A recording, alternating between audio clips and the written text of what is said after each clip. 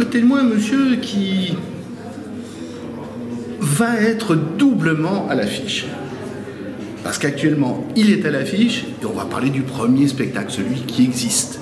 Et vous allez vous présenter. Eh bien, bonjour, je suis Olivier Soliveres, je suis metteur en scène de plusieurs spectacles jeunes publics et pour les plus grands, j'ai récemment monté le Cercle des Poètes Disparus. Voilà. Et ça, c'était au Théâtre Antoine et maintenant, il a bougé de 50 mètres. Oui, il est 50 mètres. Il est au Théâtre Libre, exactement. Alors, comment ce projet est arrivé entre vos mains?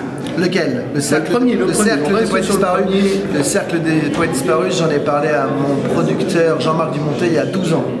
Ah oui, d'accord. Il y a 12 ans, je lui ai dit, écoute, j'aimerais bien... Non, à l'époque, je le voyais. Jean-Marc, j'aimerais bien, qu'est-ce que vous en pensez? J'aimerais bien adapter le Cercle des Poètes Disparus. Il m'a très vite dit, très bonne idée. Et si on a acheté les droits, on a appelé les Américains, ils nous ont dit... Non, no way, pas de spectacle sur le Cercle des Poètes Disparus. Et puis voilà, et du coup, tant pis, mon rêve tombait à l'eau. Mais 2 ans après, ils m'ont rappelé en disant vous êtes toujours intéressé par le Cercle des Poètes Disparus? Parce qu'en fait, le scénariste l'a monté à Broadway, dans la Off-Broadway. Et donc la pièce existe, est-ce que vous êtes intéressé? Alors, on n'avait même pas vu que c'était monté à Broadway parce que je crois que ça n'avait pas du tout marché, ça a duré un mois là-bas. Et du coup, on a récupéré les droits et après, ça a été très long de récupérer les droits parce que beaucoup de gens voulaient le faire. Et après, ça a été très long de trouver les acteurs, etc. Voilà. Et maintenant, on va parler de la face B. La face B qui, en fait, qui sera la face A dans quelques mois. Dans quelques mois, on espère, oui. C'est le spectacle qui s'appelle Dear Evan Hansen, qu'on a traduit nous par Cher Evan Hansen. Ah oui, ça va. Ça n'a pas été trop difficile à traduire. Ouais, mais tout le monde n'était pas d'accord. Certains voulaient juste appeler Evan, d'autres Evan Hansen. Voilà, et c'est une comédie musicale de Broadway qui a cartonné, qui s'est jouée en 2017. Qui a eu plein de Tony et de Grammy Awards et que je ne pensais jamais pouvoir ramener un jour à Paris. J'avais vu à Broadway et j'avais pris une claque incroyable. Et ben voilà, on a réussi à le ramener et on va le jouer à partir du 3 octobre au Théâtre de la Madeleine. Alors ce qui est curieux, c'est que les fans de comédie musicale en France n'ont pas vraiment beaucoup entendu parler de Dear Evan Hansen. Les gens de la comédie musicale, si. Les spectateurs, les théâtreux, moins. Voilà, une comédie musicale qui est très connue. Mais les gens de la comédie musicale, si, la connaissent très très bien. Oui, c'est pas un titre très connu, mais c'est à nous de le faire connaître. Et alors, ça parle de quoi? Ça parle d'un jeune qui est pas très bien dans sa peau, qui est seul, qui est un peu rejeté par tout le monde, qui n'a pas d'amis et qui va vraiment pas très bien et qui, à cause ou grâce à un mensonge, va devenir un peu l'idole du lycée. Mais malheureusement, ce mensonge va l'emmener dans des endroits et dans des manières de faire un petit peu embêtantes pour lui, qui va lui amener d'autres soucis après. Qu'est-ce qui est difficile dans l'adaptation d'un musical? Est-ce que c'est plus le dialogue ou est-ce que c'est plus retrouver des chansons? Non, le plus dur, le livret, ça c'est pas trop dur à adapter. En plus, c'est assez moderne. En revanche, les lyrics, les chansons, ça c'est très dur. C'est beaucoup plus dur de passer des chansons en français. Oui, il faut garder le sens, mais garder la bonne prosodie, les rimes, et ça c'est beaucoup plus dur. Ça d'ailleurs, c'est pas mon travail. On a la chance d'avoir Oshi, la chanteuse Oshi qui s'occupe de ça. Voilà, mais ça c'est un gros boulot aussi. Là, nous on a découvert, on va dire ça de la pièce de théâtre. On a entendu quelques chansons. Est-ce que le choix de ce qu'on nous a proposé s'imposait parce que c'était les titres qui marchaient le mieux à Broadway, ou est-ce que ça s'est fait comme ça Non, il y a une chanson, c'est vraiment un des titres phares de Broadway. Une autre, c'est aussi parce que là on reçoit les textes au fur et à mesure, etc. On les affine, c'est assez long à faire. Et moi je suis assez embêtant là-dessus. Donc je suis assez précis sur les choses, donc je demande à retravailler, donc ça prend beaucoup de temps. Ouais. Et les Américains, ils mettent leur grain de sel ou alors on a vendu? Non, pas du tout. Non, ils contrôlent, ils ont le final cut sur on doit leur envoyer les textes. Moi, le livret a été validé, mais ils ont dû regarder ce que j'avais écrit en français. On doit leur faire la traduction en anglais pour qu'ils comprennent si on ne sent pas du sens, etc. Il y a 3 colonnes. Il y a leur texte en anglais, le mien en français et en anglais la traduction de mon français. Pour qu'ils comprennent bien. C'est du boulot. Ouais. C'est du boulot. Je pensais pas que j'aurais autant de boulot. Il vaut mieux être bilingue. Ouais, un petit peu. Ouais, donc voilà, c'est du boulot, mais c'est chouette, c'est un beau projet. Là où vous en êtes aux toutes premières répétitions, j'imagine. Oui, ça fait à peine une semaine. Et pourtant, je vais pas dire les comédiens, parce qu'on les a pas vus jouer la comédie, mais les protagonistes qui chantent on a vu qu'ils étaient déjà prêts.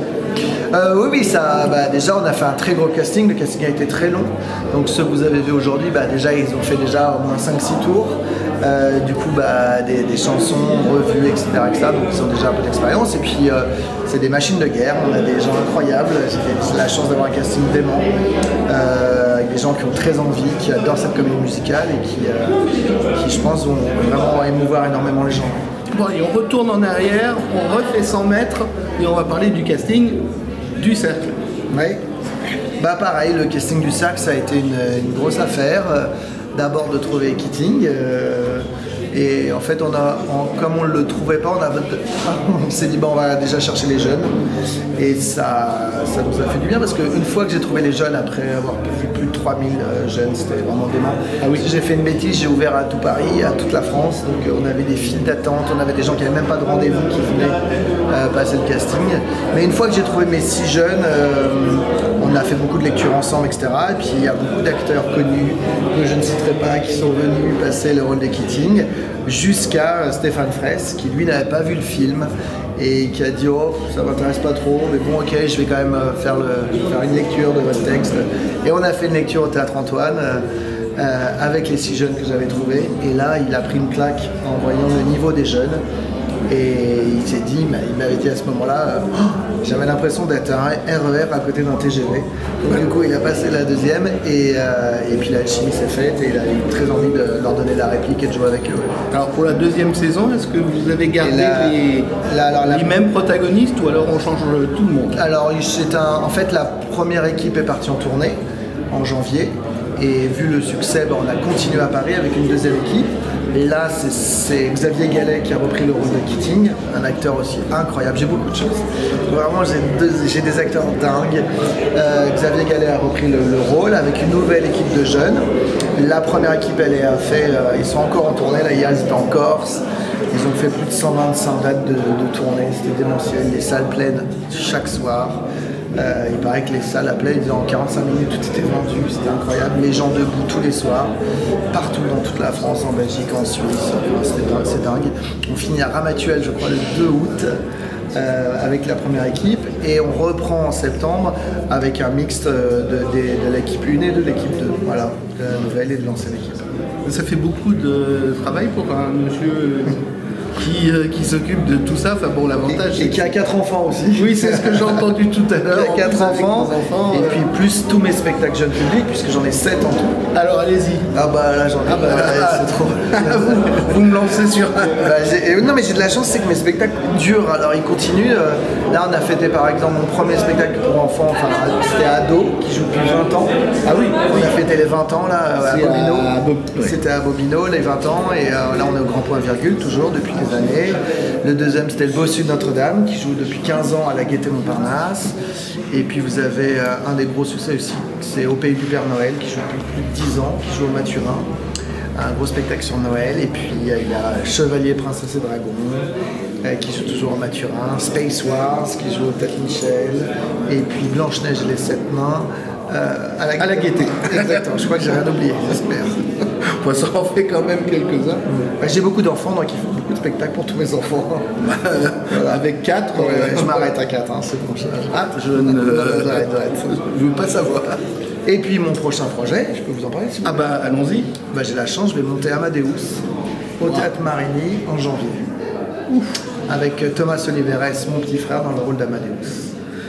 Et Salieri, je ne peux pas encore vous l'annoncer, mais ça est encore un très grand comédien sur une chaise. Bon, je pense qu'on est appelé à se revoir. C'est possible. Il y a de fortes chances entre Marigny et surtout Cher Evan Hansen. Voilà, parce que celui-là quand même, on est là pour en parler et en faire la pub, on va dire, puisqu'on ne l'a pas vu. On ne sait pas. Hein, vous allez voir, vous verrez le 3 octobre. Le 3 octobre. Je pense que vous allez être surpris. Merci. Merci. Et à bientôt. À bientôt, merci beaucoup.